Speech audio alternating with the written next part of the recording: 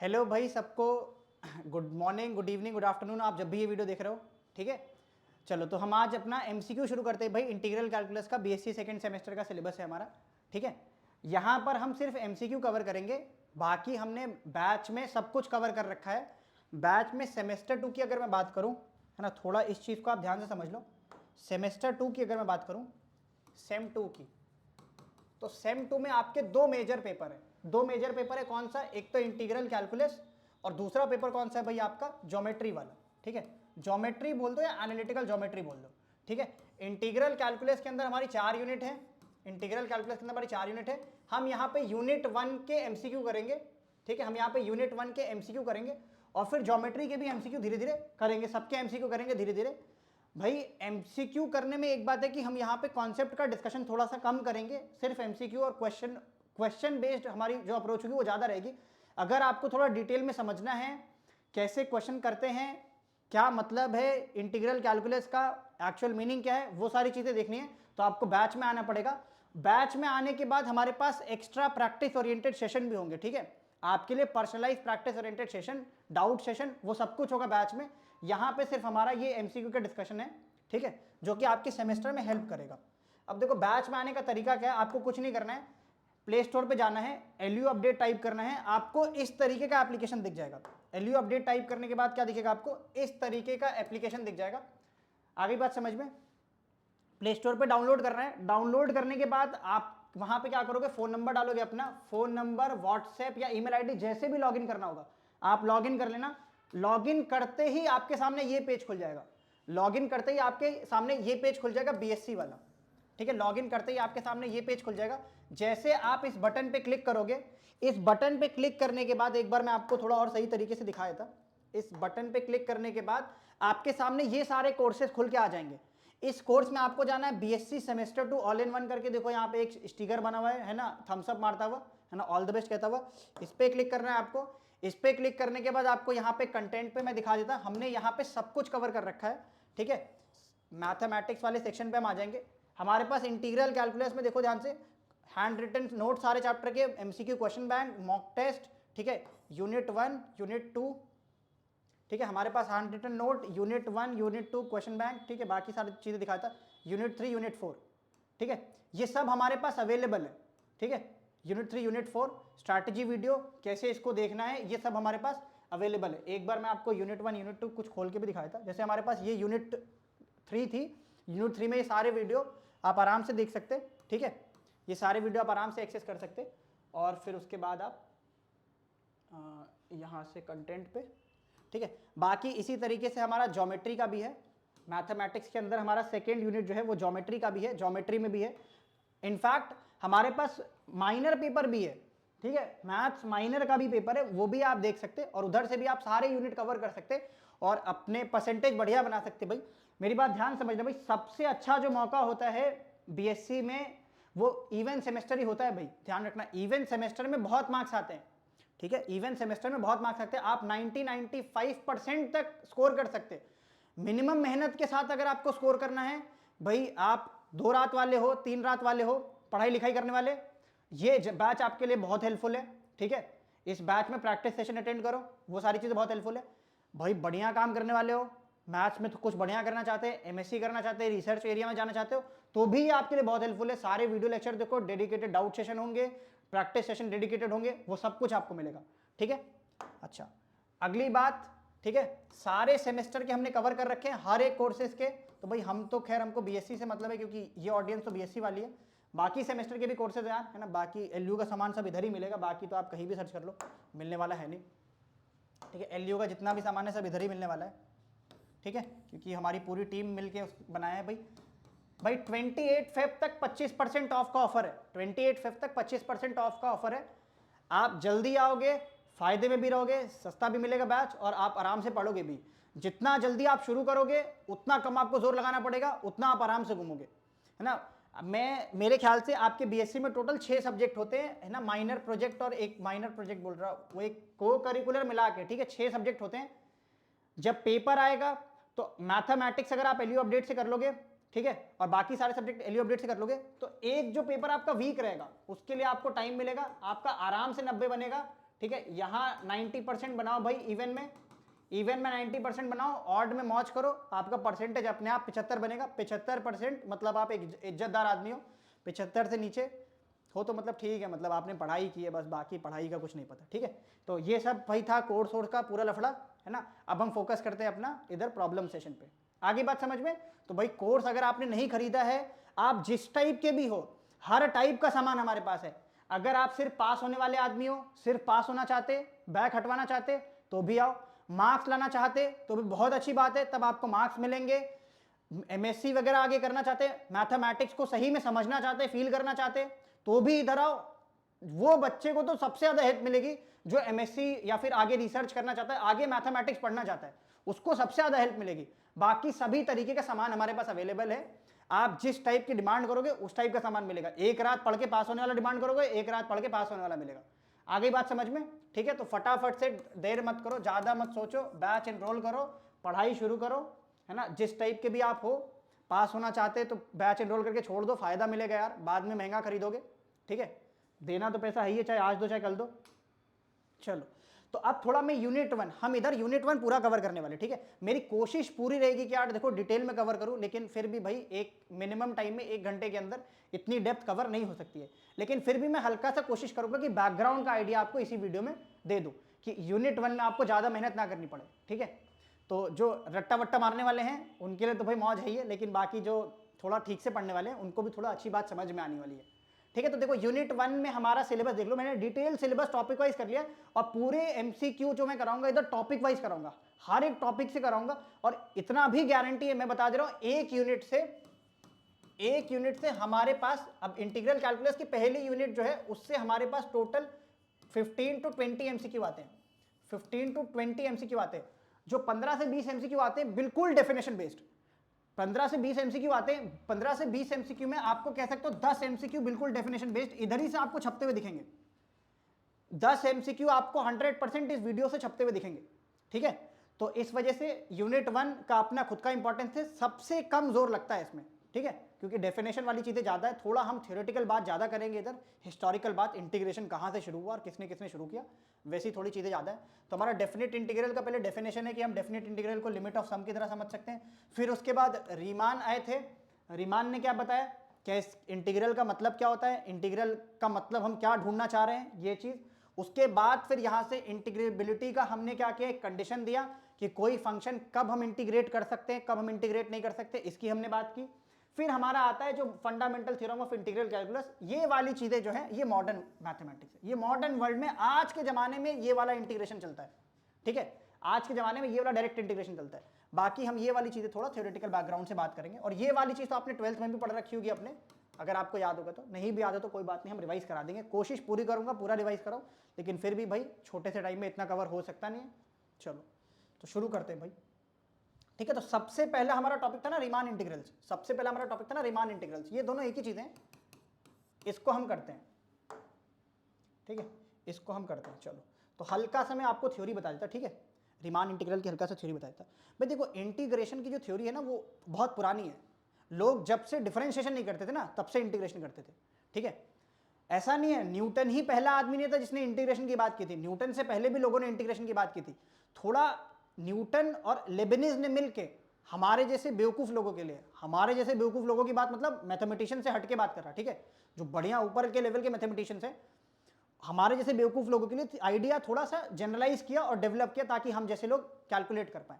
तो जो main idea, जो की आइडिया है, की आइडिया ऑफ इंटीग्रेशन, ठीक है, की आइडिया ऑफ इंटीग्रेशन जो है, आप ध्यान से समझना, की आइडिया ऑफ इंटीग्रेशन जो हमारे पास है वो क्या होता है, एरिया अंडर कर्व। हमारे पास कोई तो एक फंक्शन होता है fx, ठीक है, और हमको क्या करना था, उसमें एरिया निकालना होता है, x इक्वल टू ए से x इक्वल टू बी तक, x इक्वल टू बी तक हमें ये एरिया कैलकुलेट करना होता है, ठीक है। और हमको पता है ये क्या है, एक एरिया एक नंबर है, एरिया क्या है, एक नंबर है, ठीक है। हमको इस फंक्शन को एक नंबर असाइन करना होता है जो कि क्या है भाई हमारे पास, उसको हम एरिया बोलते हैं, ठीक है। तो इसी की आइडिया पे बात करेंगे हम। आगे बात समझ में? अब 12th में तो आपने डायरेक्ट फॉर्मूला रट लिया होगा, लेकिन यहाँ पे थोड़ा मीनिंग से बात होगी और थोड़ा लॉजिकल सेंस में बातें होंगी, ठीक है।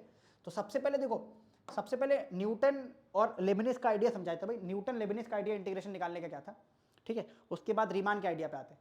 अब न्यूटन लेबनिज के आइडिया में दिक्कत थी ना, आप तो डिफरेंशियल कैलकुलस पढ़ चुके होंगे, तो आपको कंटिन्यूटी और डिफरेंशिएबिलिटी का मतलब एकदम अच्छे से पता होगा, ठीक है। न्यूटन और लेबनिज के आइडिया में ये था कि जब फंक्शन डिफरेंशिएबल है, जब फंक्शन कंटिन्यूअस है, तो हम आराम से एरिया अप्रॉक्सीमेट कर सकते हैं। कैसे? हम आराम से एरिया अप्रॉक्सीमेट कर सकते हैं। कैसे? ऐसे फंक्शन होगा, हम क्या करेंगे, अगर मुझे x इक्वल टू ए से लेके x इक्वल टू बी तक इसके नीचे का एरिया निकालना होगा, मतलब इस बीच का अगर मुझे एरिया निकालना होगा, ठीक है, इस बीच का एरिया निकालना होगा, तो मैं क्या करूंगा, इस बीच के रीजन को छोटे छोटे रेक्टेंगल्स में डिवाइड कर दूंगा। इस बीच के रीजन को छोटे छोटे रेक्टेंगल्स में डिवाइड कर दूंगा। इस बीच के रीजन को मैं छोटे छोटे रेक्टेंगल्स में डिवाइड कर दूंगा, ठीक है। और हर एक रेक्टेंगल का जो है एक बार अपर सम निकाल दूंगा, ठीक है, एक बार अपर सम निकाल दूंगा, ध्यान से देखना, ऐसे ऐसे करते करते एक बार अपर सम निकालूंगा, एक बार लोअर सम निकालूंगा और उसकी लिमिट ले लूंगा, ठीक है। एक बार अपर सम निकालूंगा, एक बार लोअर सम निकालूंगा और उसकी लिमिट ले लूंगा। लिमिट लेने का मतलब क्या है, मान लो अपर सम निकाला मैंने, अपर सम मेरा कुछ आया, अब अपर सम मैंने क्या माना है, ये एच विथ माना है, क्या एच विथ मान के किया है, तो इस एच विथ को बहुत पतला कर दूंगा। एच विथ को बहुत पतला करने का मतलब क्या है, मैं एच को बिल्कुल जीरो जितना पतला कर दूंगा। इस जीरो जितना पतला करने का मतलब क्या है, बहुत इनफाइनाइटेसिमली स्मॉल पार्ट, छोटी छोटी बहुत सारी इनफाइनाइट लाइंस को ऐड करूंगा, तो मुझे एकदम परफेक्ट एरिया मिल जाएगा। आगे बात समझ में। बाकी इस चीज का एग्जाम्पल, किसी को ये बात डेप्थ में समझनी है तो इस चीज का एग्जाम्पल कोर्स में ऑलरेडी है भाई। एक कंपनी का एग्जाम्पल लेकर के मैंने एवरेज का मतलब सब कुछ समझा रखा है कि एवरेज सम का मतलब क्या होता है, अलजेब्रा में 2 नंबर ऐड होने का मतलब और कैलकुलस में 2 नंबर ऐड होने का मतलब क्या डिफरेंट है, वो आप उधर से देख लेना, ठीक है। तो ये था न्यूटन और लेबनिज का आइडिया। अब इस आइडिया में गड़बड़ ये थी कि भाई ये वाला आइडिया सिर्फ कंटिन्यूअस और डिफरेंशिएबल फंक्शन पे ही लग सकता है, ठीक है।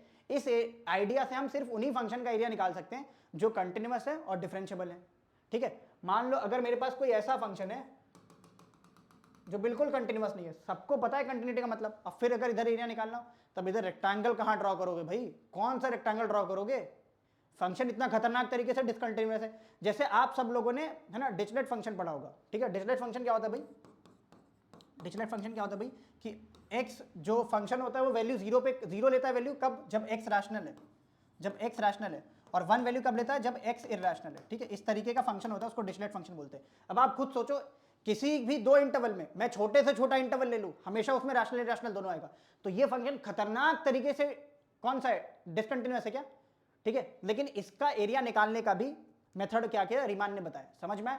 बाकी इस मेथड से हमारे पास ये भी नहीं पता चल पा रहा है ना कि किसी फंक्शन, कोई फंक्शन कब इंटीग्रेट करने लायक है, कोई फंक्शन कब इंटीग्रेट करने लायक नहीं है, मतलब उस फंक्शन के कर्व के नीचे का एरिया हम निकाल सकते हैं या नहीं निकाल सकते हैं।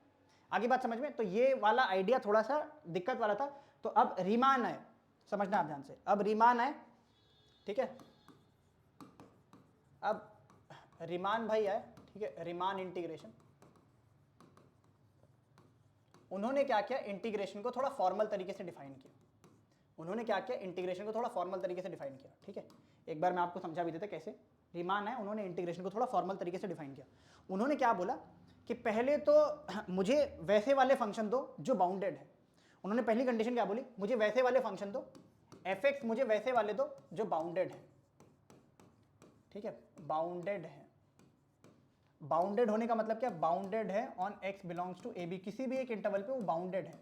बाउंडेड होने का मतलब क्या है, बाउंडेड होने का ये मतलब है कि वो फंक्शन जो है किसी भी पॉइंट पे इनफाइनाइट ना जा रहा हो, ठीक है। अभी के लिए आप मतलब समझ सकते हो, बाकी बैच में इसका डेप्थ मीनिंग हमने थोड़ा कवर किया है, लेकिन अभी के लिए आप काम चलाने के लिए मतलब समझ सकते हो कि बाउंडेड होने का मतलब क्या है कि ये फंक्शन जो है वो कहीं पर मिनिमम वैल्यू ले रहा हो और इसका मैक्सिमम वैल्यू कहीं पर आ रहा हो।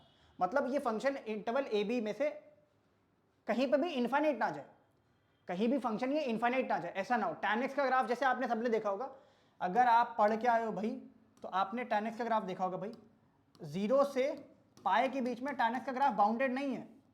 0 से पाए के बीच में tan का ग्राफ बाउंडेड नहीं है, क्योंकि 90 पे वैल्यू कितना हो जाता है, 90 के पास वैल्यू कितना आ जाता है, इनफाइनाइट दिख जाता है क्या, इनफाइनाइट चला गया क्या भाई, तो बाउंडेड नहीं है। लेकिन sin x का ग्राफ बाउंडेड है, sin x जो फंक्शन है वो बाउंडेड है, उसका वैल्यू हमेशा -1 से 1 के बीच में रहेगा, चाहे आप सारे रियल नंबर ले लो, साइन हमेशा -1 के बीच में ही रहेगा, ठीक है। ये और ये -1 से 1 के बीच में ही रहने वाला है साइन। आगे बात समझ में। तो बाउंडेड का मतलब ये, तो उसने बोला कि बाउंडेड रखो सबसे पहले तो फंक्शन, ठीक है। पहली बात, पहला डिमांड रीमान इंटीग्रेशन का कि फंक्शन बाउंडेड होगा।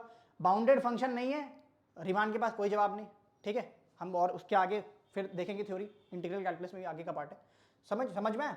अच्छा, फिर उसने बोला फंक्शन बाउंडेड होने के बाद उसने क्या बोला, फंक्शन बाउंडेड होने के बाद उसने बोला कि जिस इंटरवल में भी फंक्शन बाउंडेड है उस इंटरवल के करो पार्टीशंस।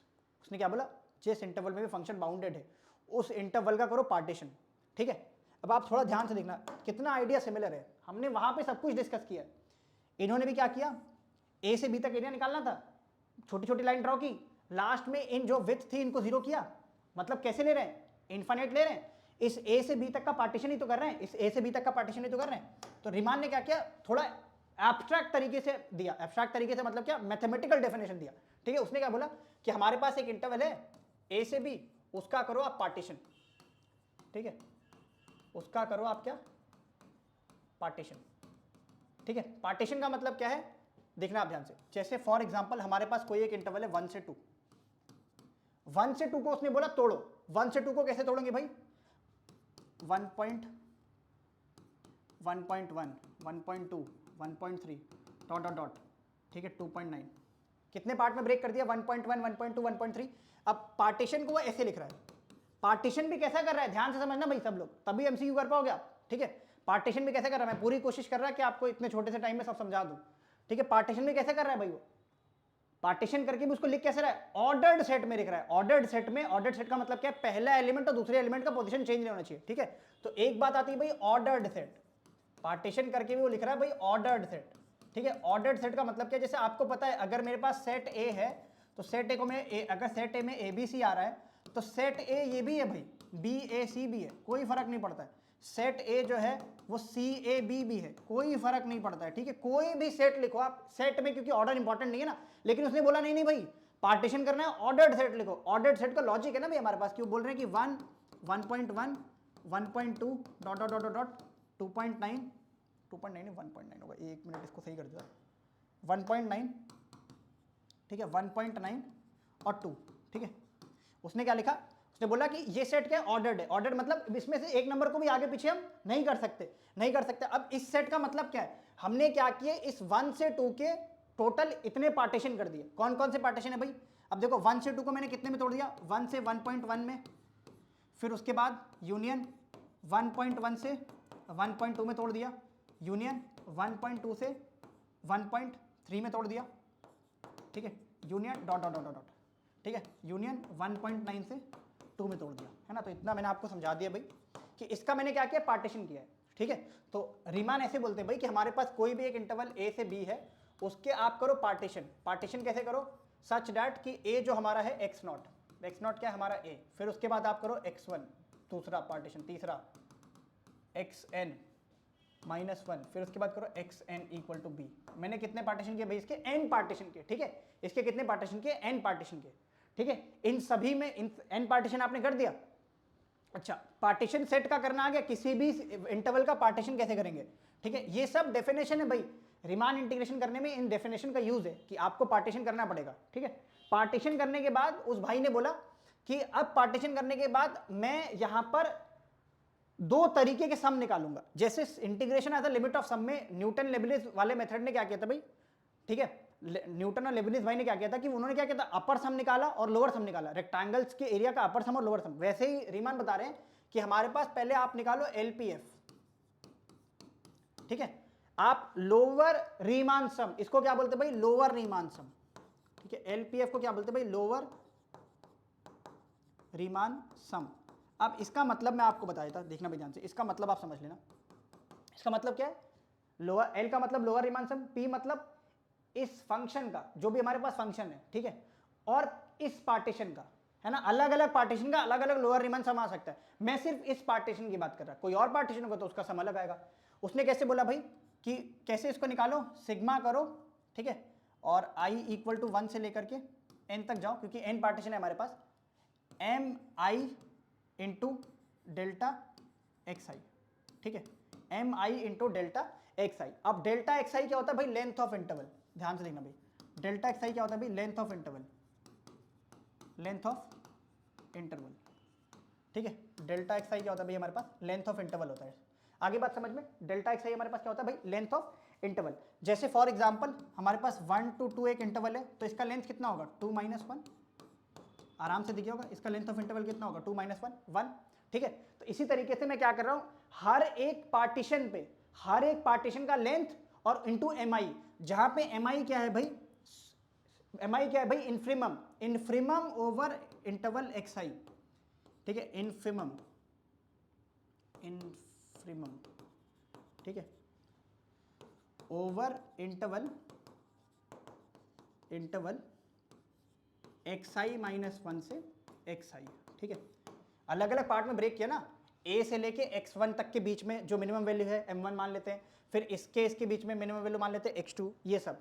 तो वो क्या कर रहे हैं, यहां से उन्होंने क्या किया, लोअर रीमान सम किया है, हमारे सामने हमको दिखाया लोअर रीमान सम। अच्छा, फिर उसके बाद दूसरी चीज, अगला फिर उन्होंने बोला अपर रीमान सम। अपर रीमान सम को हम बोलते हैं यूपीएफ। यूपीएफ उन्होंने कैसे बोला, सिग्मा कैपिटल एम आई इंटू डेल्टा एक्स आई। हर एक इंटरवल में गए, हर एक इंटरवल में क्या किया, सुप्रीमम निकाला। सुप्रीमम मतलब उस इंटरवल का मैक्सिमम वैल्यू आप समझ सकते हो, लेकिन सुप्रीमम का रियल मतलब अलग है भाई, है ना। यहाँ पे कराने के लिए मैं करा देता हूँ, लेकिन आप बैच में देख लेना, सुप्रीमम इन्फिमम का दोनों का मतलब अलग होता है, थोड़ा इससे ज़्यादा होता है, ये भी कह सकते हैं, लेकिन सिर्फ सुप्रीमम यही है, इन्फिमम यही है, नहीं ऐसा नहीं है, ठीक है, समझ में आ गया। लीस्ट अपर बाउंड और अपर बाउंड और ग्रेटेस्ट लोअर बाउंड, ये सारी चीज़ें हम देख चुके हैं ऑलरेडी बैच में, तो आप उधर देख लेना अगर आपको डेप्थ में समझना है तो, ठीक है, समझ में आ गया क्या। तो इस इन्फिमम का मतलब क्या भाई, मिनिमम वैल्यू, आप मिनिमम वैल्यू समझ सकते हो, ठीक है। यहाँ पे सिर्फ यही मतलब होता है, नहीं भाई इससे ऊपर भी मतलब होता है, बैच में मिलेगा, समझ में आ गया। एम आई एक्स आई ये हो गया क्या। अच्छा, हर एक इंटरवल में गए, मैक्सिमम वैल्यू ढूंढना, मैक्सिमम वैल्यू ढूंढने के बाद फिर क्या किया हमने, मल्टीप्लाई किया लेंथ ऑफ इंटरवल से और इसको ऐड कर दिया, तो हमारे पास एलपीएफ और यूपीएफ आ गया, ठीक है। लोअर रीमान सम और अपर रीमान सम आ गया, ठीक है, लोअर रीमान सम और अपर रीमान सम आ गया। अच्छा, अब हमको एक चीज थोड़ा ऑब्जर्व करके देखनी है भाई, जो एलपीएफ है, अभी मैं ये बात प्रूव भी कर दूंगा, ठीक है। एलपीएफ जो है, एलपीएफ और यूपीएफ से, या पहले ये देख लो, एलपीएफ और यूपीएफ से मैं क्या कर रहा हूं, लोअर रीमान इंटीग्रल और अपर रीमान इंटीग्रल डिफाइन कर रहा हूं। तो हमारे पास ऐसे एक लोअर रीमान इंटीग्रल डिफाइन किया मैंने, ठीक है, इंटीग्रल ए से b f x d x, ठीक है, एफ एक्स डी एक्स मैंने क्या किया, इसको मैं बोल रहा हूं lower Riemann integral, lower Riemann integral, ठीक है, इसको मैं बोल रहा हूं लोअर रीमान इंटीग्रल, ठीक है। इसको मैंने डिफाइन किया है, इसको कैसे डिफाइन किया भाई, लोअर रीमान है ना, तो मैं क्या करूंगा, इसका लूंगा सुप्रीमम, सुप्रीमम लूंगा ऑफ ऑल एलपीएफ, ठीक है, supremum of LPF over all partitions, over all partitions. अब क्योंकि हमारे पास चॉइस है ना, हम कितने भी चाहे उतने पार्टीशन ले सकते हैं, ऐसा थोड़ी ना है, मैं बोलूंगा तो 4 पार्ट में डिवाइड कर दूंगा किसी नंबर को, मैं बोलूंगा तो 10 पार्ट में डिवाइड कर दूंगा। तो वो बोला है कि जितने पार्टीशन आप ले सकते हो, जितने पार्टीशन आप ले सकते हो ले लो, उसमें जो बहुत सारे लोअर सम आएंगे, हर एक पार्टीशन के लिए अलग अलग लोअर सम आएगा, उन सभी लोअर सम का क्या करो, मैक्सिमम वैल्यू दे दो, उन सभी लोअर सम का क्या दे दो, मैक्सिमम वैल्यू दे दो, वही हमारा क्या होगा भाई, लोअर रीमान इंटीग्रल। समझ में आ गया। अच्छा, फिर उधर से उन्होंने किया अपर रीमान इंटीग्रल डिफाइन किया, कैसे डिफाइन किया, ए से बी एफ डी एक्स, ठीक है, ए से बी एफ डी एक्स। तो यहां पे हमारे पास क्या आ गया भाई, infimum, infimum of upper Riemann sum, infimum of upper Riemann sum over all partitions p, over all partitions, over all partitions p, ठीक है। ये हमको उसने बताया कि सभी पार्टीशन पी पे आप क्या करो, सभी पार्टीशन पी को देखो भाई, हर एक अलग अलग पार्टीशन के लिए अलग अलग अपर सम, अलग अलग पार्टीशन के लिए अलग अलग अपर सम, ठीक है। उसके बाद इसमें क्या करो आप, इसमें क्या करो, जितने भी सम है उनका मिनिमम वैल्यू ले लो, उनका मिनिमम वैल्यू ले लो, ठीक है। अब अगर ये दोनों काम करने के बाद आपका जो अपर रीमान इंटीग्रल है और लोअर रीमान इंटीग्रल है, लोअर रीमान इंटीग्रल जो है और अपर रीमान इंटीग्रल है, ठीक है, अपर रीमान इंटीग्रल जो है वो अगर इक्वल आता है, अपर और लोअर रीमान इंटीग्रल अगर इक्वल आता है, ठीक है, तो हम बोलेंगे क्या है, F is R integrable, F is Riemann integrable function, Riemann integrable function, ठीक है। थोड़ा टाइम अपने पास कम है तो मैं एग्जाम्पल नहीं ले सकता यार, वरना जरूर एग्जाम्पल लेके आपको ये सारी बातें बता देता, अलग अलग पार्टीशन लेके बता देता, हमने ऑलरेडी बैच में सब कवर कर रखा है। अलग अलग पार्टीशन के साथ दिखाया है कैसे कैसे अपर रीमान सम बदल रहा है, कैसे कैसे लोअर रीमान सम बदल रहा है, कैसे कैसे इनके बीच में क्या रिलेशन है, दिखा करके ग्राफ बना करके सारी चीजें कवर कर रखी हैं। आपको बस बैच एनरोल करना है। अगर आप सीरियस एस्पिरेंट हो तो भाई जरूर आप एनरोल करो और पढ़ो भाई, आपको समझ आएगा, 100% समझ आएगा। इतना डेप्थ एग्जाम्पल दे रखा है हर चीजों के, हर चीज का केस बना रखा है ना। मैं समझता थोड़ा हायर मैथमेटिक्स ना ज्यादा अब्स्ट्रैक्ट है, तो हमको तुरंत अब्स्ट्रैक्ट हम नहीं सोच सकते, क्योंकि अभी हम क्या करते हैं सारी चीजें एग्जाम्पल से देखते हैं। लेकिन अब इधर हमको क्या देखना है, थोड़ा एब्स्ट्रैक्ट होकर के सोचना है। भाई आपको मैं एक चीज और भी बताया था, इधर देखो एक वक्त के बाद क्या होता है ना, एक वक्त के बाद चीजें दिखना बंद हो जाती हैं। चीजें दिखना मतलब विजुलाइज करना आपके लिए बहुत मुश्किल है। जैसे आप 7th से लेके 8th 7th से लेके 10th तक पढ़ोगे, ठीक है, जो पढ़ोगे उस सब का पिक्चर आपके दिमाग में बन जाएगा, सब चीजों के एग्जाम्पल में दिखा सकता, ठीक है। 10th से लेके 12th तक पढ़ने में आपको थोड़ा कम दिखना शुरू होगा, कुछ कुछ चीजें नहीं दिखेंगी, कुछ कुछ चीजें नहीं दिखेंगी, तो आप क्या करते थे, लॉजिक से जाते थे, ठीक है। बाकी जो हायर मैथमेटिक्स है ना, ग्रेजुएशन वाली जो मैथमेटिक्स है, हायर मैथमेटिक्स है, उसमें आपको क्या करना पड़ेगा भाई, थोड़ा एब्स्ट्रैक्ट सोचना ही पड़ेगा। आपको लॉजिक से चीजें देखनी पड़ेगी, पीछे चीजें कैसे हो रही थी उसको देखा और उसी लॉजिक को आगे एक्सटेंड किया, ठीक है। तो बाकी यहां पर तो मैं नहीं कर सकता एग्जाम्पल लेके डिस्कशन, लेकिन भाई हमने बैच में ऑलरेडी कर रखा है। अब देखो एक चीज और बताया था भाई, इंटीग्रेशन का क्राइटेरिया रीमन ने दिया। इंटीग्रेशन का क्राइटेरिया क्या रीमन ने दिया भाई, उसने ये बताया कि एक तो ये बात थी, अब अपर रीमान इंटीग्रल और लोअर रीमान इंटीग्रल अपने आप में निकालना भाई बहुत झंझट वाला काम है। झंझट वाला काम इन द सेंस कि भाई पहले आप सम निकालो अलग अलग, दूसरा सम निकालो अलग अलग, उसका मिनिमम उसका मैक्सिमम लो, फिर देखो इक्वल है कि नहीं है, ठीक है। तो ये काम बहुत मुश्किल था। तो रीमन ने क्या बोला, रीमन ने ये बोला कि कोई दिक्कत नहीं है, आप सम मत निकालो, ठीक है, आप ये वाली चीज मत देखो।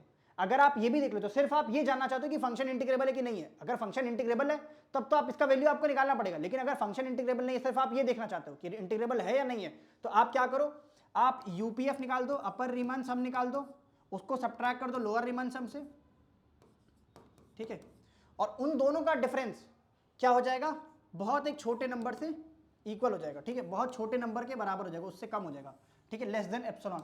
इस एप्सिलॉन का मतलब भी हमने बैच में बहुत डिटेल में डिस्कस कर रखा है, ठीक है। एप्सिलॉन क्या होता है भाई, हम जो पोर्शन पढ़ रहे हैं वो रियल एनालिसिस का है, ठीक है। इस एनालिसिस में कुछ चीजें नहीं भी इक्वल होती, इक्वल बोलने का तरीका ये दूसरा है, ठीक है। इसका मतलब तो अपर यूपीएफ इक्वल टू एलपीएफ ही है, लेकिन अब एनालिसिस में बोलने का इसका मतलब दूसरा है, ठीक है। तो हम इसको उधर ही देखते, उधर से आपको आराम से दिख जाएगा, बैच में इसका डेप्थ में मीनिंग कवर कर रखा है, तो आप उधर से देखना, ठीक है।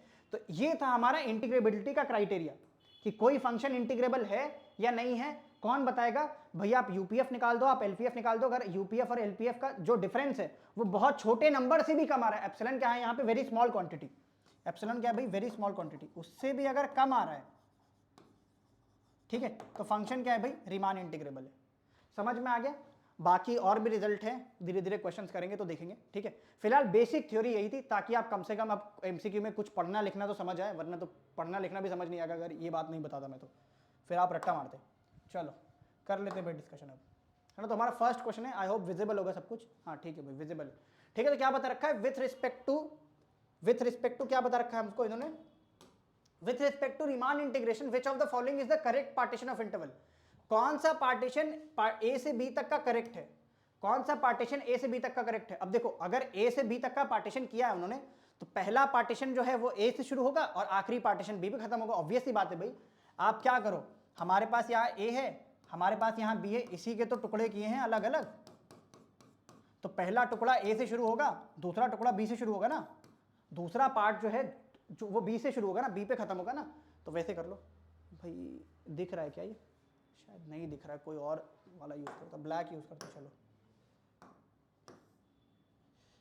ब्लैक या रेड दिख जाए तो रेड यूज कर लेता।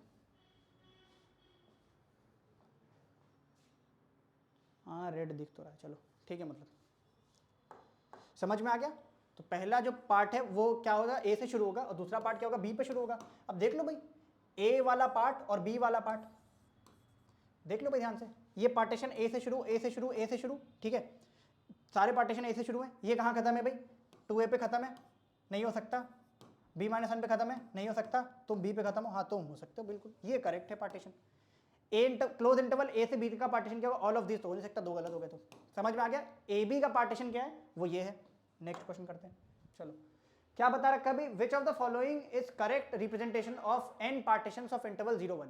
अब हमसे बता रखा है कि कौन सा ऑप्शन जो है वो 0 से 1 के बीच का n पार्टीशन है, मतलब कितने n नंबर ऑफ पार्टीशन है। अब देखो ध्यान से, पार्टीशन इधर आपको गिनना पड़ेगा थोड़ा, ये तो गिनती वाला क्वेश्चन है यार। देखो 0 है, 2 है, 4 है, 6 है, 8 है, फिर क्या है 2n + 2 है, 2n + 2 है। यार ये तो पार्टीशन हो ही नहीं सकता, ये तो बहुत बेवकूफ़ी वाली बात लिख रखी है, ये तो पार्टीशन हो ही नहीं सकता। 2 + n/2 लिख रखा है, 2 + n/2, ये तो पक्का 1 से बड़ा हो गया। ये नंबर 1 से बड़ा दिख गया क्या, ये नंबर 1 से बड़ा दिख गया क्या, तो भाई हो ही नहीं सकता। ये समझ में आ गया कि ये नंबर 1 से बड़ा हो गया, तो ये तो हो ही नहीं सकता, ये तो पार्टीशन ही नहीं है, हटा दो, भगा दो इसको। 0 1/n, 3/n, 5/n, 2n + 5/n, again 2 + 5/n, 2 + 5/n, again ये 2 से बड़ा हो गया, 2 से बड़ा हो गया मतलब 1 से बड़ा हो गया। भाई हमको तो 0 से 1 का पार्टीशन करना था ना, यहाँ पे बीच में नंबर कहाँ से आ गया 2 से बड़ा, ये भी नहीं हो सकता। ठीक है, नन ऑफ दीज भी हो सकता है। चलो 0 1/n, 2/n, n - 1/n और n/n, हाँ दिख रहा है भाई। 0 1/n, 2/n, 3/n दिख रहा है भाई, n पार्टीशन है। 0 से 1/n एक पार्टीशन, 1/n से 2/n दूसरा पार्टीशन, तीसरा पार्टीशन, ठीक है। nth पार्टीशन दिख गया क्या, n - 1 से n/n, ठीक है। तो ये हमारे पास n पार्टीशन है, इसलिए ऑप्शन करेक्ट है। ठीक है, समझ में आ गया। तो पार्टीशन, अब आगे भी एक क्वेश्चन शायद है जिससे आपको ये बात समझ में आए कि ये क्यों बीच में नहीं हो सकता है। ठीक है, ये बीच में क्यों नहीं हो सकता है। ऑर्डर्ड सेट का मतलब थोड़ा ये भी होता है भाई, ऑर्डर्ड सेट का मतलब थोड़ा ये भी होता है, ध्यान से देखना भाई। ठीक है, ऑर्डर्ड सेट का मतलब जो होता है, अगर मेरे पास ये सेट जो है a0 = a = x0, x1, x2, x3 ... xn = b, अगर मेरे पास ये सेट है और इसको मैं ऑर्डर्ड बोल रहा हूँ, तो ज़रूर इस सेट को ये भी चीज़ फॉलो करनी पड़ेगी, ज़रूर इस सेट को एक ये कंडीशन फॉलो करनी पड़ेगी कि जो x0 है, x0 है वो छोटा है x1 से, फिर वो छोटा है x2 से, फिर वो छोटा है x3 से। मतलब नंबर्स कैसे हैं भाई, इंक्रीजिंग ऑर्डर में है, ध्यान रखना, कोई भी इसमें बीच में बड़ा नंबर नहीं आ सकता है। ठीक है, तो भाई ये सारे नंबर 1 से, अब देखना भाई यहाँ पे क्या दिक्कत हुई थी, यहाँ पे दिक्कत क्या हुई थी कि सारे नंबर यहाँ पे 1 से छोटे, 1 से छोटे, 1 से छोटे, 1 से छोटे, अचानक आ गया भाई 2 से बड़ा, अचानक आ गया भाई 2 से बड़ा, जो कि हो नहीं सकता, पॉसिबल नहीं है। ठीक है, फिर यहाँ पे भी क्या होगा भाई, यहाँ पे 2/n होगा वैसे तो, खैर वो भी 2 से ही बड़ा होगा। चलो यहाँ पे देखो, यहाँ पे सब 1 से छोटे, 1 से छोटे, 1 से छोटे, फिर ये आ गया 2 से बड़ा, 1 से छोटे, 1 से छोटे, 1 सारे 1 से छोटे, ये भी 1 से छोटा है भाई, 1 - 1/n, ठीक है, और यहाँ पे 1, तो इसलिए ये ऑर्डर्ड सेट भी है और इसका n पार्टीशन भी है। चलो कर लेते भाई नेक्स्ट क्वेश्चन। ठीक है, by partition a, b we mean, ठीक है, by partition a, b we mean, है ना। पार्टीशन, अगर a, b के पार्टीशन का मतलब क्या है, a, b के पार्टीशन का मतलब क्या है, infinite ordered set of this. भाई इनफाइनाइट तो नहीं भाई, पार्टीशन कैसे इनफाइनाइट हो सकता है भाई, पार्टीशन इनफाइनाइट नहीं ले सकते हम, अलाउड नहीं है, हम रीमान इंटीग्रेशन में हम पार्टीशन इनफाइनाइट सेट की बात नहीं करते हैं। ठीक है, अ फाइनाइट अनऑर्डर्ड सेट, नहीं भाई ऑर्डर्ड सेट की बात करते हैं। ये बात तो बहुत इंपॉर्टेंट है कि हम ऑर्डर्ड सेट की बात करते हैं, तो अनऑर्डर्ड तो होगा नहीं, फाइनाइट तो है, वो तो बात ठीक है। फाइनाइट ऑर्डर्ड सेट, हाँ भाई फाइनाइट ऑर्डर्ड सेट लेते हैं, बिल्कुल सही है भाई, डी ऑप्शन इनकरेक्ट है भाई, इनफाइनाइट ऑर्डर्ड अनऑर्डर्ड सेट, तो भाई इनफाइनाइट सेट तो हम लेते ही नहीं है पार्टीशन में, है ना, वरना रीमान इंटीग्रेशन कैसे निकालेंगे। ठीक है, तो फाइनाइट पार्टीशन ही लेते हैं। चलो हाँ ये देख लेते हैं भाई, रिफाइनमेंट देख लेते हैं भाई, रिफाइनमेंट देख लेते हैं एक बार। ठीक है, रिफाइनमेंट का मतलब भी आप थोड़ा समझना, ठीक है, रिफाइनमेंट का मतलब भी आप समझना भाई। जैसे अभी मैंने क्या किया है, आप ध्यान से देखना भाई, मेरे पास कोई एक फंक्शन है, ठीक है, यहाँ पे a है, यहाँ पर b है, ठीक है, इस फंक्शन में ये a है, ये फंक्शन में b है, x = a, x = b। अच्छा, अब मैं क्या कर रहा हूँ इधर, अब मैं क्या कर रहा हूँ इधर, मान लो मैंने क्या किया, छोटे छोटे पार्टीशन, बड़े बड़े पार्टीशन लिए, बड़े बड़े पार्टीशन, तो बड़े बड़े पार्टीशन लिए, तो अब मेरे पास देखो ज़्यादा बड़ा बड़ा एरिया छूटेगा, है ना, इससे मैं समझाया था ताकि थोड़ा आपको समझ में आ जाए। अब यहाँ पे मेरे पास क्या होगा ना, थोड़ा बैड अप्रॉक्सीमेशन आएगा क्योंकि मैंने छोटे पार्टीशन लिए, लेकिन अब अगर मैं यहाँ पे एक पार्टीशन और बढ़ा दूँ, थोड़ा पार्टीशन इसमें और कर दूँ, इसको थोड़ा और फाइन कर दूँ, है ना, थोड़ा और फाइन कर दूँ, तो मेरे पास थोड़ा ज़्यादा एक्यूरेट एरिया आएगा। ठीक है, ये बात भी हमने बैच में समझा रखी है, एक एग्जाम्पल लेके, ग्राफ से एग्जाम्पल लेके समझाइए ताकि आपको नंबर से समझ में आ जाए। ठीक है, तो जो P* होता है इसको हम बोलते हैं क्या, refinement of P, refinement of P। इसमें कुछ बड़ी बात नहीं होती है, क्या किया, एक पार्टीशन को और रिफाइन कर दिया, और ज्यादा फाइन कर दिया, मतलब बड़ा पार्टीशन कर दिया, पहले P पार्टीशन था उसको और तोड़ दिया, समझ में आ गया क्या, तो पार्टीशन थोड़ा बड़ा बन गया। तो अगर पी स्टार रिफाइनमेंट है तो मतलब पी में ज्यादा एलिमेंट होंगे, पी के सारे एलिमेंट होंगे पी स्टार में, लेकिन पी स्टार में ज्यादा एलिमेंट होंगे क्योंकि हमने क्या किया और उस पार्टीशन को ब्रेक कर दिया है। तो भाई कौन सी बात सही है, p is a subset of p star, p equal to p star, refinement किस बात के अगर इक्वल हो गए तो भाई p star is subset of, भाई रिफाइनमेंट बड़ा सेट कैसे छोटे सेट का सबसेट हो सकता है, ठीक है। तो यही बी ऑप्शन करेक्ट है, समझ में आ गया भाई। पी जो है वो सबसेट होता है पी स्टार का, मतलब पी स्टार बड़ा सेट होता है जिसमें पी कंटेन करता है, थोड़ा और बड़ा पार्टीशन कर दिया, ठीक है, रिफाइन कर दिया थोड़ा। चलो हाँ P1 और P2 भाई ये क्वेश्चन इंपॉर्टेंट है, ठीक है, ये क्वेश्चन इंपॉर्टेंट है, कई बार आया हुआ है भाई, ठीक है। Let P1 and P2 be two different partitions of interval A से B, then there common refinement is P1 minus P2, P1 union P2, P1 intersection P2 या ऑल ऑफ दीज, ठीक है। तो कॉमन रिफाइनमेंट होने का मतलब क्या है भाई, ध्यान से देखना भाई, कॉमन रिफाइनमेंट होने का मतलब क्या है भाई, P1 और P2 को कॉमन रिफाइनमेंट होने का मतलब क्या है कि मैं एक ऐसा सेट ढूंढ रहा हूँ P स्टार, ठीक है, जो सुपर सेट हो, जो सुपर सेट हो P1 का भी और जो सुपर सेट हो P2 का भी, ठीक है। मैं एक ऐसा सेट ढूंढ रहा हूं जो सुपर सेट हो, या P1 सबसेट हो इसका भी और P2 सबसेट हो इसका भी। तो भाई ऑब्वियस सी बात है ये तो नहीं हो सकता, डिफरेंस तो नहीं हो सकता भाई। डिफरेंस क्या हो सकता है, P1 इसका ही सबसेट हो सकता है, बाकी तो नहीं हो सकता। P1 यूनियन P2 इंटरसेक्शन भी नहीं हो सकता है, ठीक है, दोनों का सबसेट होना है ना, और दोनों से बड़ा होना है, मतलब बेसिकली हमको क्या करना है, दोनों सेट से बड़ा होना है, ठीक है। तो P1 माइनस P2 जो है वो इनके कॉमन एलिमेंट में से एक से बड़ा हो जाएगा, P1 यूनियन P2 ये हो सकता है। इंटरसेक्शन में क्या होगा, P1 इंटरसेक्शन P2 में दोनों सेट से वो छोटे हो जाएगा, P1 से भी छोटा हो जाएगा कार्डिनैलिटी में, P2 से भी छोटा हो जाएगा, तो ये भी नहीं हो सकता है। ऑल ऑफ दीज तो हो ही नहीं सकता, ये भी नहीं हो सकता। बी ऑप्शन करेक्ट है भाई, common refinement P1 union P2 होगा। तो P1 P2 का जो कॉमन रिफाइनमेंट होगा, ठीक है, कॉमन रिफाइनमेंट वो क्या होगा, P1 यूनियन P2 होगा। समझ में आ गया क्या? चलो क्वेश्चन 6 कर लेते हैं भाई। विच of the following statement is correct about the bounded function fx on a से b। तो अगर कोई फंक्शन बाउंडेड है तो इसमें कौन सा स्टेटमेंट हमारा क्या है, करेक्ट है, ये हमको बताना है देख के। आ रही है बात समझ में? ठीक है, तो एक बार पढ़ लो आप लोग ये।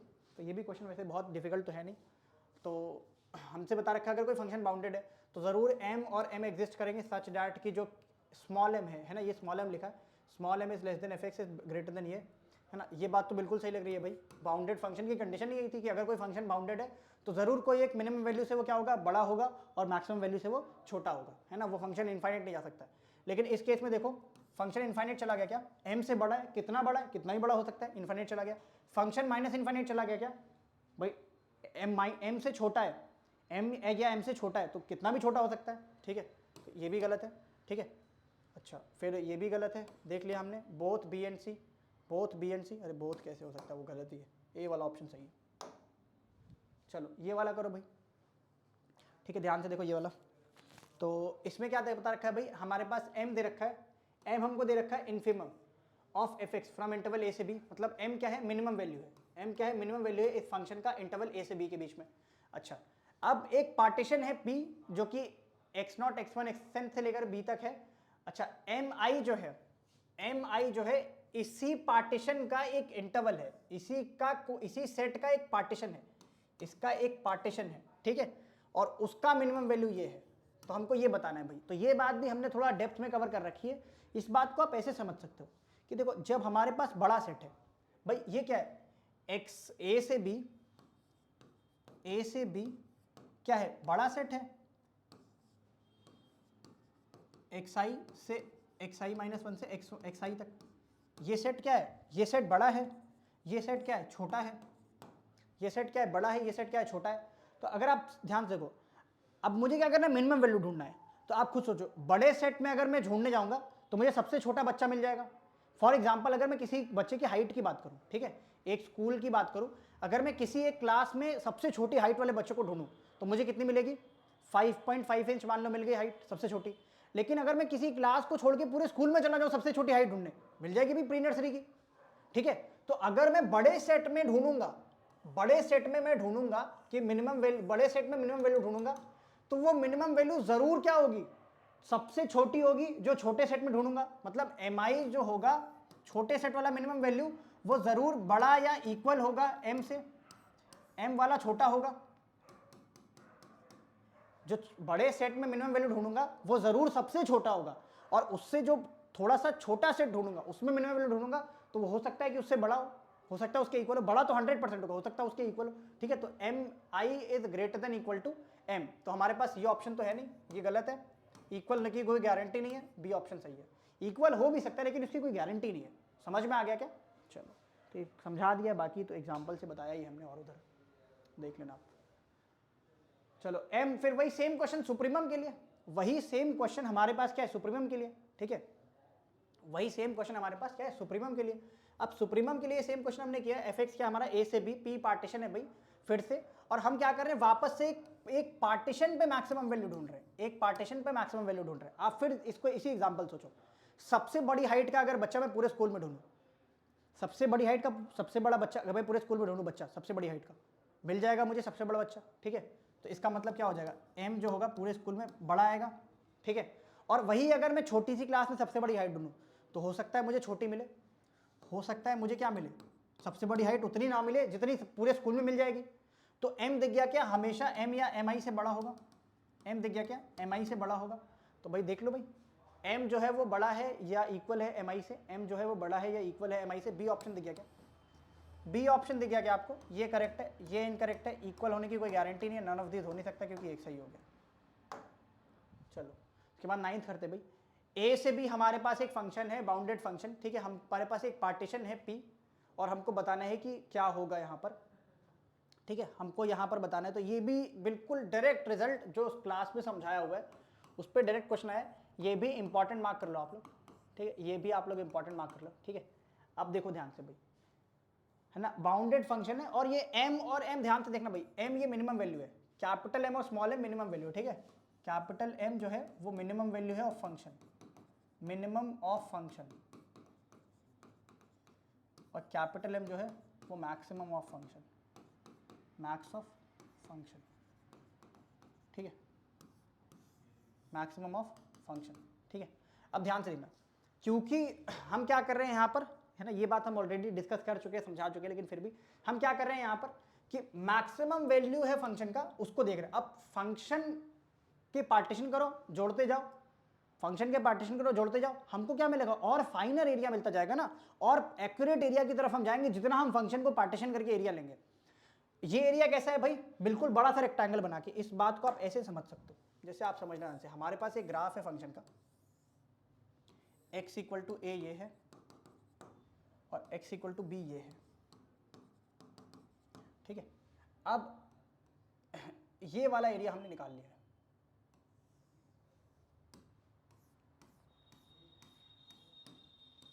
ये क्या है भाई हमारे पास, फंक्शन का मैक्सिमम या मिनिमम वैल्यू की हेल्प से मैंने क्या किया, ये वाला एरिया निकाल लिया।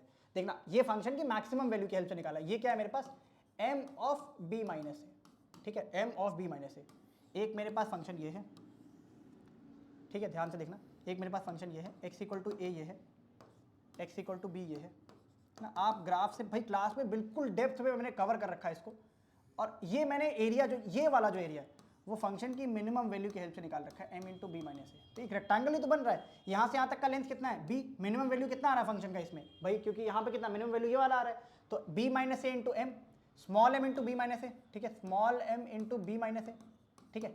आपको दिख गया क्या, अगर आप थोड़ा ध्यान से देखो तो इस वाले का जो एरिया है मैक्सिमम वैल्यू के साथ जो एरिया निकाला है वो बड़ा होगा, वो बड़ा होगा किसी भी अपर रीमान सम से, किसी भी पार्टीशन के अपर रीमान सम से मैक्सिमम वैल्यू का जो एरिया आएगा, क्योंकि वो तो ग्राफ को भी पार कर गया ना, ध्यान से देखो, ग्राफ को भी पार कर गया ना, किसी भी अपर रीमान सम से यूपीएफ से ये हमेशा क्या होगा, बड़ा आएगा क्या, मैक्सिमम वैल्यू वाला एरिया, क्योंकि यूपीएफ क्या एक अच्छा सा अप्रोक्सीमेशन है ना एरिया का, बड़ा आ रहा है। अच्छा ये देखो, किसी भी लोअर रीमन सम से, किसी भी लोअर रीमन सम से, लोअर रीमन सम मतलब हम क्या कर रहे हैं, इस ग्राफ के नीचे का एरिया अप्रोक्सीमेट करने की कोशिश कर रहे हैं, ग्राफ के एरिया का निकालने की कोशिश, अभी तो ग्राफ से भी कम है ना, किसी भी एलपीएफ से, ठीक है, वो हमेशा बड़ा होगा क्या, m into b minus a, ठीक है। अब आप बस ऑप्शन में ये देख लो कि m इंटू बी माइनस ए छोटा होना चाहिए और ये बड़ा होना चाहिए, तो ऑप्शन में आप ये देख लो, ठीक है। बाकी ये वाली चीज़ें मैंने दिखा रखी है यार, यहाँ इंटरेस्टेड हूँ, टाइम नहीं है इतना, ठीक है, वरना दिखा देता पक्का। चलो ना, उधर थोड़ा डेप्थ में डिस्कशन हो पाएगा, तो आप अपने भी डाउट बताओगे ना, क्या समझ आया क्या नहीं समझ में आया। चलो फिर देख लेते भाई, LPF जो है वो बड़ा होगा इससे, ठीक है भाई कोई दिक्कत नहीं। UPF जो है वो छोटा होगा इससे, ये बड़ा होगा, बिल्कुल भाई ये ऑप्शन करेक्ट है। ये तो उल्टी बात बता रखी है, ये भी उल्टी। इक्वल तो भाई कोई गारंटी नहीं, कौन सी बात, कौन सी गारंटी है भाई, इक्वल तो भाई किसी हालत में नहीं हो सकता है। दिखा दिया आपको, ये कहाँ इक्वल है, ऊपर बड़ा एरिया उधर छोटा एरिया, ठीक है। तो इक्वल तो ये तो बिल्कुल नॉनसेंस वाली बात है, नन ऑफ दिस हो नहीं सकता, क्योंकि मुझे ए ऑप्शन करेक्ट मिल गया है। समझ में आ गया क्या? तो फिर भी मैंने ये चीज़ दिखाने की, समझाने की कोशिश की आपको, आई होप समझ में आ गया होगा। चलो अगला कर लेते हैं यार। चलो 10th में हमें क्या दे रखा है भाई, if f is r integrable function, Riemann integrable function, then LPF equal to UPF, ठीक है। अगर f जो है वो रीमान इंटीग्रेबल फंक्शन है तो क्या LPF और UPF इक्वल होता है? हाँ, थोड़ा रफ लैंग्वेज, रफली स्पीकिंग की बात करूँ तो भाई इक्वल तो होता है, लेकिन हम मैथमेटिक्स में ऐसे नहीं लिखते हैं ना। मैथमेटिक्स में ऐसे लिखना मतलब बेइज्जती करना, ठीक है। वो भी सब सोच समझ के डिफाइन किया गया है, ऐसे लिखने में क्या नुकसान है ये भी हमने डिस्कशन किया हुआ है, ठीक है। जो बच्चे बैच में होंगे इस वीडियो को देख रहे होंगे तो उनको समझ आ रहा होगा भाई ये नहीं हो सकता है, ठीक है। अगर रीमान इंटीग्रेबल है तो भाई LPF और UPF वाला क्राइटेरिया तो नहीं हो सकता है भाई, ठीक है। ये क्राइटेरिया बिल्कुल सही है भाई। Upper Riemann integrable, lower Riemann integrable बिल्कुल इक्वल होगा, ये तो क्लास में अभी डिस्कस किया।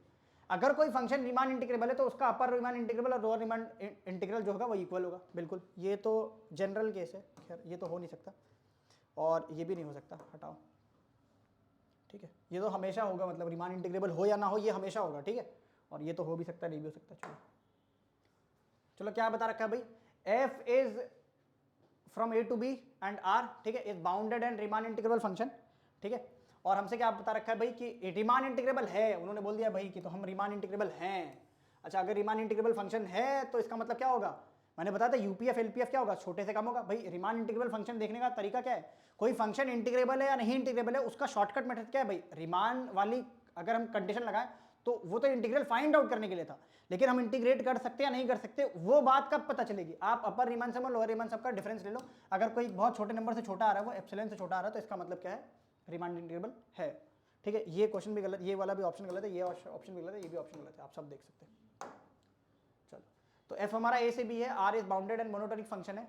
अच्छा, R अगर बाउंडेड है और मोनोटोनिक फंक्शन है तो f क्या है, रीमान इंटीग्रेबल है या नहीं है, ये हमको बताना है, ठीक है। और f रीमान इंटीग्रेबल, तो f पहला ऑप्शन रीमान इंटीग्रेबल है, नॉट रीमान इंटीग्रेबल है, एफ ए जो है वो FB से बड़ा है, B से A। हाँ तो भाई अगर बाउंडेड फंक्शन है तब तो ये बात सही है भाई, मोनोटोनिक फंक्शन है तब तो ये बात सही है भाई। एक बार ये भी ग्राफ से दिखाया था आपको, है ना, ग्राफ से ही दिखा सकते, मैं क्या करूँ भाई, चलो इधर ही दिखाया था ग्राफ से, टाइम कम है। तो हमारे पास ये क्या है, x equal to a, x equal to a. Monotonic का मतलब क्या होता है भाई, मोनोटोनिकली इंक्रीजिंग या डिक्रीजिंग, ठीक है, मोनोटोनिकली इंक्रीजिंग या डिक्रीजिंग, ठीक है, इंक्रीजिंग डिक्रीजिंग दोनों हो सकता है, ठीक है। तो मैं इंक्रीजिंग मान के चल रहा। हाँ, यहाँ पे ध्यान से दिख रहा है भाई, एक्स इक्वल टू ए पे क्या है, एफ ऑफ ए, ये वाला वैल्यू है। एक्स इक्वल टू बी पे कौन सा वैल्यू है, ये वाला वैल्यू है, एफ ऑफ बी। लेकिन वही अगर मैं डिक्रीजिंग की बात करूँ, तो ये अगर मैं ए मानता हूँ, ये अगर मैं बी मानता हूँ, ठीक है, तो यहाँ पे क्या है, एक्स एफ ऑफ बी, यहाँ पे क्या है, एफ ऑफ ए। देख गया क्या, इस केस में एफ ऑफ ए जो है, एफ ऑफ बी जो है वो बड़ा है एफ ऑफ बी से। अगर ए बड़ा है, बी बड़ा है ए से, if b is greater than a, then f of b is greater than f of a in this case, ठीक है, when function is increasing. Here if b is greater than a, then f of b is less than f of a in this case when function is decreasing। तो भाई function monotonic है, इसके दो मतलब हो सकते हैं, फंक्शन इंक्रीजिंग भी है, फंक्शन डिक्रीजिंग भी है, ठीक है। तो इसका मतलब क्या हो सकता है भाई, हमारे पास ये वाली बात जो है देखने में सही लग सकती है भाई, बहुत जबरदस्त ट्रैप है भाई, इंपॉर्टेंट मार्क करना है इसको, बहुत जबरदस्त फंसाने का तरीका है भाई, ध्यान रखना, ठीक है। फंक्शन मोनोटोनिक है, इसके दो मतलब हो सकते हैं कि फंक्शन इंक्रीजिंग भी है और फंक्शन डिक्रीजिंग भी है, लेकिन एफ ऑफ ए जो है वो, एफ ऑफ बी जो है वो बड़ा है एफ ऑफ ए से, अगर बी ए से बड़ा है, तो ये बात तो क्या बता रही है कि फंक्शन इंक्रीजिंग है। ये बात क्या बता रही है, फंक्शन क्या है, मोनोटोनिकली इंक्रीजिंग है। लेकिन उन्होंने तो मोनोटोनिकली इंक्रीजिंग की बात ही नहीं की है, उन्होंने क्या बात की है भाई, मोनोटोनिक फंक्शन की बात की है, मोनोटोनिक फंक्शन की बात की, इंक्रीजिंग डिक्रीजिंग ही क्या हो सकता है, दोनों हो सकता है। तो ये बात तो गलत है, ये भी गलत है, ये भी गलत है, ठीक है। अब f रीमान इंटीग्रेबल होगा, यहां पर f क्या होगा, रीमान इंटीग्रेबल होगा, ठीक है, क्योंकि इस केस में जो आपका आएगा अपर रीमान सम और लोअर रीमान सम सब सेम ही आ जाएगा। क्योंकि समझना थोड़ा ध्यान से, हल्का सा ये भी मैं समझाया था यार, मैं समझा देता हूं भाई, मतलब ऐसे हवा में बात करने से कोई फायदा नहीं है, ठीक है। देखना आप ध्यान से, इधर कोई भी पार्टीशन ले लो, कोई भी पार्टीशन ले लो, मैं फंक्शन को इंक्रीजिंग करके मान रहा है, डिक्रीजिंग करके आप खुद चेक कर लेना, ठीक है। अब आप ध्यान से देखो, अब अगर मैं यहाँ पे क्या करूँ, यहाँ पे क्या करूँ, ए से बी तक ए ये है, बी ये है, x1 ये है, x2 ये है, x3 ये है, x4 ये है, डॉट डॉट डॉट xn ये है। अब अगर मैं बात करूं, मुझे पता है फंक्शन इंक्रीजिंग है, मुझे पता है फंक्शन क्या है, इंक्रीजिंग है, तो इसका मतलब यहाँ पे x1 है, ये x2 है, ये x3 है और ये क्या है x4 है, ऐसा ऐसा दे रखा है मेरे पास, ठीक है। तो ये क्या है x1, ये क्या है x2, ये क्या है x3, x4, x5, xn, ठीक है। अब आप ध्यान से देखो, ये fb minus fx minus fx1 है क्या? हर बार फंक्शन देखो बड़ा है क्या? मतलब एक मिनट, ऐसे नहीं दिखाता, जल्दी जल्दी करता है यार, आराम से करता। fx1 fx2 हर पे फंक्शन बड़ा है क्या? ठीक है, हर पे फंक्शन बड़ा है क्या? आ रही बात समझ में? ठीक है, तो हमको पता है भाई कि हमारे पास मिनिमम मैक्सिमम वैल्यू मिल जाएगा हर एक पार्टीशन पे। मैक्सिमम कितना? ये। मिनिमम कितना? ये। ठीक है, तो मिनिमम मैक्सिमम वैल्यू मिल जाएगा, उसका मैक्सिमम भी मिल जाएगा आराम से। तो इधर से आप देख सकते हैं भाई कि हमारे पास क्या है, फंक्शन रीमान इंटीग्रेबल है। तो F is always Riemann integrable. अगर फंक्शन मोनोटोनिक है तो रीमान इंटीग्रेबल है, क्योंकि उस केस में हमारे पास सम ऐसा आ जाएगा, आप लिखोगे सम वहां से सब, क्योंकि हमारे पास फंक्शन का वैल्यू इंक्रीजिंग है ना, एफ बी माइनस एफ हम आराम से निकाल सकते हो। तो आप देख ले सकते हो, मतलब कि हमको पता है कि अगर कोई इंटरवल x1 है और ये इंटरवल x2 है, तो इस इंटरवल में पता है हमें एफ एक्स टू ही बड़ा होगा, इस इंटरवल में हमें पता है एफ एक्स टू ही बड़ा होगा, तो वहां से हम आराम से देख सकते हैं। ठीक है, चलो 14 कर लेते हैं। Let f from 0 to 1 defined of this, है ना। तो ये हमारे पास लास्ट के 2 क्वेश्चन बचे। हाँ ठीक है, एक क्वेश्चन और है। चलो, तो ये इसमें रीमान इंटीग्रेशन आपको निकालना पड़ेगा। ठीक है, तो हमें यहाँ पे क्या करना है, अब देखो हमें यहाँ पे बता रखा है, ये फंक्शन ये दे रखा है। अब हमको क्या करना है, अपर रीमान इंटीग्रल निकालना है। ठीक है, हमको क्या करना है, इधर से अपर रीमान इंटीग्रल निकालना है। ठीक है, तो अब यहाँ पे आपको क्या करना पड़ेगा, रीमान इंटीग्रेशन वाला मेथड यूज करना ही पड़ेगा। ठीक है, तो आप क्या करो, कोई पार्टीशन ले लो।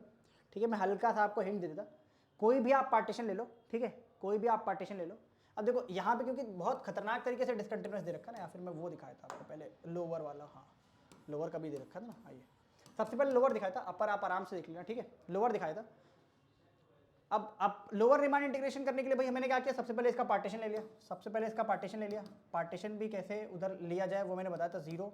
ठीक है, 1 बाय या x1 x2 x3 लेते हैं, 0 x1 x2 x3 xn equal to 1। ठीक है, ये ले लिया। आगे बात समझ में? चलो, ये मेरा पार्टीशन हो गया। अच्छा, अब इस पार्टीशन में कोई भी 2 नंबर ले लो। कोई भी 2 नंबर मतलब लेने का मतलब है कोई भी पार्टीशन ले लो। जैसे मैं xi माइनस 1 से xi कोई भी एक पार्टीशन मैंने ले लिया। ठीक है, मैं कोई भी पार्टीशन लूँ, इस पार्टीशन में कोई भी 2 रियल नंबर लूँ, एक इंटरवल लूँ, उस इंटरवल में हमेशा मेरे पास क्या होगा, इर्रेशनल नंबर होगा और हमेशा मेरे पास रैशनल दोनों होगा। अब फंक्शन की डिमांड क्या है, फंक्शन क्या है, जब x रैशनल है तो x है, जब x इर्रेशनल है तो वो क्या है, फंक्शन 0 है। अब क्योंकि लोअर रीमान में एलपीएफ में, ध्यान से देखना, मुझे एलपीएफ निकालने में, एलपीएफ में मुझे क्या करना है, पहले तो मुझे लोअर रीमान इंटीग्रल निकालने के लिए एलपीएफ मतलब लोअर रीमान सम निकालना पड़ेगा ना। तो उसकी कंडीशन क्या थी भाई, आप सारे पार्टीशन लो और हर पार्टीशन में देखो फंक्शन का मिनिमम वैल्यू क्या है और उसको उसके लेंथ से मल्टीप्लाई करो, उसको उसके लेंथ से क्या करो, मल्टीप्लाई करो। आगे बात समझ में आई, इक्वल टू 1 से लेकर के n तक। अब ध्यान से देखो भाई, यहां से मिनिमम वैल्यू ये था, ये xi हमारे पास क्या है भाई, इसका लेंथ। अब हर एक पार्टीशन में मिनिमम वैल्यू दिख गया क्या, 0 है। हर एक पार्टीशन में मिनिमम वैल्यू दिख गया क्या, 0 है। हर एक इंटरवल में पार्टीशन के इंटरवल में मिनिमम वैल्यू आपको हर बार 0 दिख गया। तो 0 into something plus 0 into something plus 0 into something, बहुत सारे 0 आ गए क्या, तो लोअर रीमान सम कितना आ गया, 0। अब इस जब हमारे पास लोअर रीमान सम 0 आया तो उसका मैक्सिमम वैल्यू कितना होगा भाई, 0 ही होगा। तो वही हमारा क्या होता है भाई, एलपीएफ का सुप्रीमम ही तो होता है, एलपीएफ का सुप्रीमम ही तो होता है ओवर ऑल पार्टीशंस। आप कोई भी पार्टीशन लो, इसीलिए कोई जनरल पार्टीशन ले लो, कोई भी पार्टीशन लो, हमेशा मिनिमम क्या आएगा, 0। ठीक है, तो हमारे पास इसका आंसर 0 आ जाएगा। ठीक है, इसी, लेकिन अब अपर रीमान सम निकालने में हल्का सा भाई डिफरेंस है, अपर रीमान सम निकालने में हल्का सा डिफरेंस है। अच्छा, अब यूपीएफ में आपको पता था ना, यूपीएफ में आपको पता है कि हमको फंक्शन का लेना है मैक्सिमम वैल्यू। अब फंक्शन का मैक्सिमम वैल्यू लेना है क्योंकि हमको पता है हर इंटरवल में फंक्शन के पास एक मिनिमम वैल्यू भी होगा और एक मैक्सिमम वैल्यू, एक रैशनल नंबर भी होगा, एक इर्रेशनल भी होगा। इस बार हमको लेना है मैक्सिमम, ये तो हमारा मिनिमम आएगा तो इसको नहीं लेंगे। अपर रीमान सम में हम क्या लेंगे, ये लेंगे। ठीक है, तो अगर मैं अपर रीमान सम की बात लिखूं तो delta xi into capital mi। ठीक है, जहां पे कैपिटल mi क्या हो जाएगा, xi हो जाएगा। तो यहाँ पे कितना हो गया भाई, delta xi into x i, ठीक है। मान लेते हैं ith इंटरवल पे हम देख रहे तो उसका एक्स आई वैल्यू हो गया। अच्छा, तो यूपीएफ हमारा कितना हो गया, ध्यान से देख लो भाई, यूपीएफ बाकी डेप्थ में कर रखा है ये क्वेश्चन यार क्लास में, तो इधर थोड़ा जल्दी से कराया था, क्लास ख़त्म होने वाली है बस आपकी, ठीक है। यूपीएफ डेल्टा एक्स आई इंटू एक्स आई ये बता रखा है, तो क्या रखता है x I into x i minus one ये बता रखा है। हमको पता है ना हर एक इंटरवल का लेंथ ऐसा होता है, इंटू एक्स आई कर रखा है, ठीक है। अच्छा, तो एक्स आई का square minus x i minus one, x i minus one into x i, ठीक है। ये दे रखा है हमारे पास यूपीएफ, ठीक है। अब देखो ध्यान से, हमारे पास अपर रीमन सम आ जाएगा सब सारे इंटरवल के बीच में। अच्छा, अब मुझे क्या करना है, इसका मुझे निकालना है मिनिमम, इसका मुझे निकालना है क्या, मिनिमम, मतलब क्या निकालना है, इन्फिमम, इन्फिमम निकालना है ओवरऑल पार्टीशन, ठीक है। मतलब तो हमने वैसे भी जनरल पार्टीशन ले रखा है। अब इसका मिनिमम निकालने का क्या फंडा है भाई, हमको पता है AMGM लगा दो भाई, हमको यहाँ से पता है AMGM लगा दो भाई, x i plus x i minus one upon two is greater than equal to x i minus one का स्क्वायर, ठीक है, का रूट, मतलब यहाँ से की पावर हाफ, ठीक है। तो हमको ये पता है कि ये हमेशा इससे बड़ा होगा, तो स्क्वायर कर दो एक्स आई माइनस वन का plus by two is greater than equal to, यहाँ पुट कर दो इसमें, इसको यहाँ पुट कर दिया ये वाली चीज़, तो ये हमेशा छोटा हो गया क्या, हमेशा छोटा हो गया क्या भाई, एक्स आई का square minus x i minus one का minus x i minus one का स्क्वायर बाय टू, ठीक है।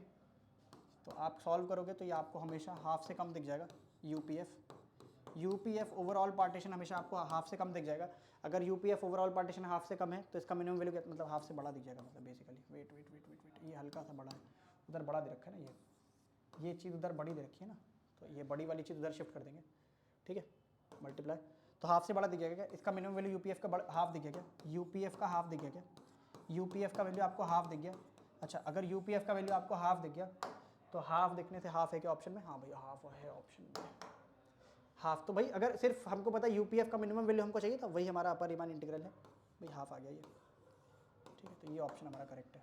तो हमने सारे एमसीक्यू कर लिए भाई, अगर आपको नहीं समझ में आया तो भाई कोई बात नहीं, आप भेज सकते भाई मैसेज आप डाउनलोड करके, ठीक है।